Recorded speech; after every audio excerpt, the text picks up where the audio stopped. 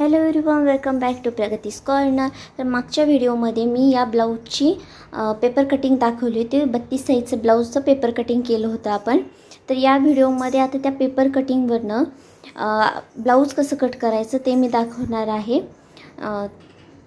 तर हे blouse अस्तरचं blouse आहे, प्लेन ब्लाऊज नाही, अस्तरचं ब्लाऊज आहे। तर अस्तर आणि मेन फॅब्रिक दोन्ही कट करावं लागेल। तर सुरुवातीला आपण अस्तर कट करून घेणार आहोत। तर ब्लाऊजचा बॅक पार्ट जो आहे तो पॅटर्न ज्यावेळी आपण कट करतो त्यावेळी कट केला तरी चालेल, पण मी नाही करत, मी डायरेक्ट ब्लाऊजवरती कट करते। तर ब्लाऊजची जी उंची आहे ती पूर्ण उंची टाकली, कमरेचं माप टाकलं, चेस्टचं माप टाकलं आणि शोल्डर, गळा जे जसं आपण फ्रंट पार्टसाठी घेतला आहे सेम त्याच सगळं मार्किंग इथं आपल्याला करायचं आहे।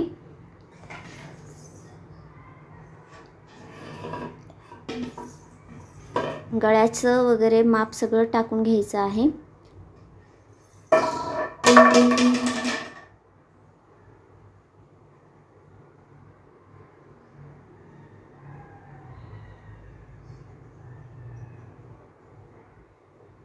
आपण इथं बॅक पार्ट कट म्हणजे मार्किंग झालं आहे। तर आता हे कट करून घेऊया आणि बाकीचं जे आपण मार्किंग केले गळा वगैरे तो बाजूला करून कट करायचा आहे। यामुळे थोडं फिनिशिंग व्यवस्थित येते, डायरेक्ट करायला गेलं तर मग थोडंसं कपडा सरकतो। इथं बॅक पार्ट आपला रेडी झाला आहे। गळा जो आहे तो नंतर कट करेन मी, ज्यावेळी आपण ब्लाऊज स्टिच करणार आहोत त्यावेळी कट करेन। आता उरलेले जे कापड आहे ते अशा पद्धतीने फोल्ड करायचं आहे आणि जे आपण पॅटर्न तयार केले ते पॅटर्न ॲडजस्ट करायचे आहे। ते पॅटर्न व्यवस्थित बसतील अशा पद्धतीने ॲडजस्ट करून कट करायचं आहे। कारण कपडा हा कधी कधी कमी असतो, जर काही जणांची साईज जास्त असेल तर कपडा पुरत नाही, त्यामुळं कमीत कमी कपड्यामध्ये आपल्याला पूर्ण ब्लाऊज कट करून घ्यायचं असतं। त्यामुळं ॲडजस्ट करून अशा पद्धतीनं कट करून घ्यायचं। आता हे पॅटर्न ब्लाऊजवरती ठेवले आहे डबल फोल्डवरती आणि आहे तसं आपल्याला मार्क करून घ्यायचं आहे।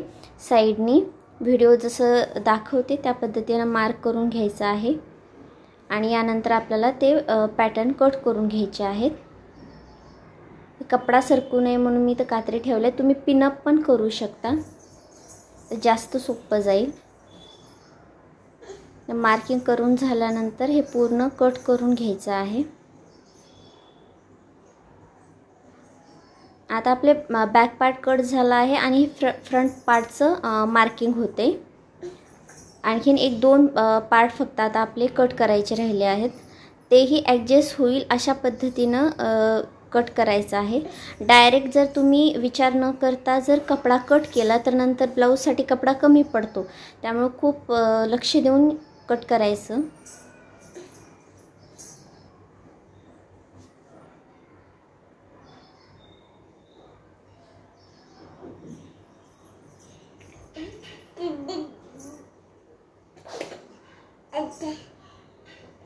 हे बघा व्यवस्थित शेप देऊन आता झाला आहे। तर मी कट न करता कुठलाच पार्ट मी पूर्ण दाखवत आहे कशा पद्धतीने कट करते। पूर्ण पार्ट हा कट झाला आहे, कटोरी साईज आणि साईडचा पार्ट कट झाला। आता आपल्याला क्रॉस पट्टी राहिली आहे कट करायचे, बेल्ट जो आहे तो राहिला आहे। तर पहिल्यांदा आपण स्लीव्ज कट करणार आहोत, त्यानंतर जो कपडा उरेल त्यामधनं बेल्ट कट करायचा, कारण स्लीव्जला नंतर कपडा कमी पडू शकतो, त्यामुळे मी असं इथं वापर करते याचा। तर स्लीव्ज मी डायरेक्ट जी ब्लाऊज आहे रेडी मापाचं त्यावरनं मी स्लीव्ज कट करते। जर तुम्हाला तसं जमत नसेल तर डायरेक्ट स्लीव्जचं माप आहे मी ज्यावेळी आपण मापे घेतली ब्लाऊजची त्यावेळी दाखवलं आहे, स्लीव्जचं माप घेतलं आहे ते स्लीव्जचं माप टाकायचं आहे। दोन्ही साईडनी 4 फोल्डमध्ये कपडा करून ठेवला आहे, तर दोन्ही साईडनी आहे ते स्लीव्जचं माप घ्यायचं आणि त्यामध्ये 1 इंच प्लस करायचे मार्जिनसाठी, जे की फोल्ड केल्यानंतर स्टिच करून जाईल। ठीक आहे, तर आहे ते मार्किंग केलं कपड्याचं, त्यानंतर अशी स्ट्रेट लाईन इथे एक ड्रॉ करून घेतली आणि जी ओपन साईड आहे कपड्याची फोल्ड केल्यानंतर तिथनं खालून वरती 2.5 इंचावरती पॉईंट द्यायचा आहे आणि त्यानंतर अशा पद्धतीने कर्वमध्ये जॉईन करायचं आहे। आणि हे स्लीव्जचं मार्किंग झालं। आता हे आपण स्लीव्ज कट करून घेऊया।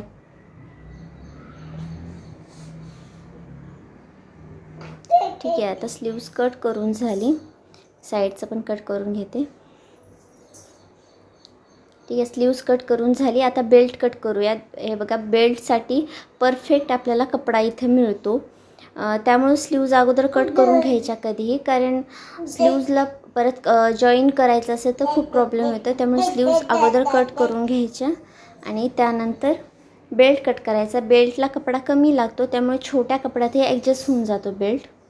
ठीक आहे. तर स्लीव्जला फ्रंट साईडनी थोडंसं 1 इंचावरती अशा पद्धतीने शेप देऊन कट करून घ्यायचा आहे. कट मी नंतरच स्टिच करताना घेईल, कारण अस्तरचं ब्लाऊज आहे. अस्तरच्या ब्लाऊजला ज्यावेळी आपण स्टिच करतो त्यावेळी काही गोष्टी आपण अगोदर कट करतो आणि स्टिच करताना काही गोष्टी कट करतो, त्यामुळे आपल्याला सोपं जातं आणि चुकत नाही. आता हे बेल्ट आपण आहे तसा मार्क करून घेऊया आणि कट करून घेऊया बेल्ट साईड पण.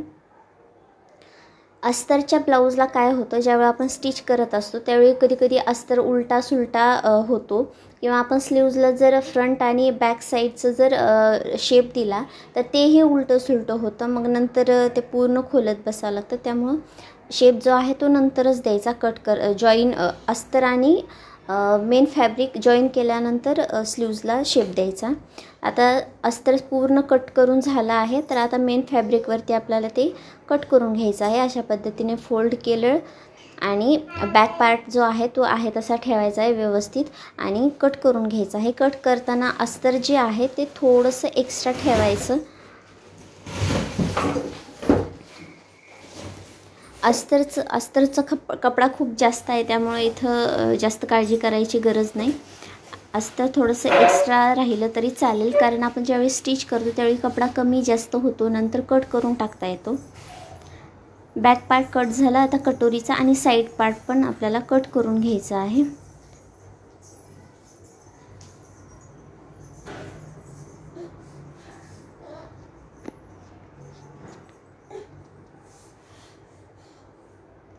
जर तुम्हाला याचा स्टिचिंग व्हिडिओ जर पाहिजे असेल, खरं तर मी त्याचा व्हिडिओ नाही बनवला, कारण ऑलरेडी माझ्या चॅनलवरती ब्लाऊज स्टिचिंगचे 2-3 व्हिडिओ आहेत. त्यामध्ये मी डिटेलमध्ये ब्लाऊज स्टिच कसं करायचं, स्टिच करायचं एक ना एक स्टेप दाखवले आहे, स्किप न करता. तर ते व्हिडिओ तुम्ही पाहू शकता, तर तुम्हाला समजेल. आणि खूप सोप्या पद्धतीने मी स्टिच करून दाखवलं आहे, अगदी सगळ्यांना समजेल अशा पद्धतीने.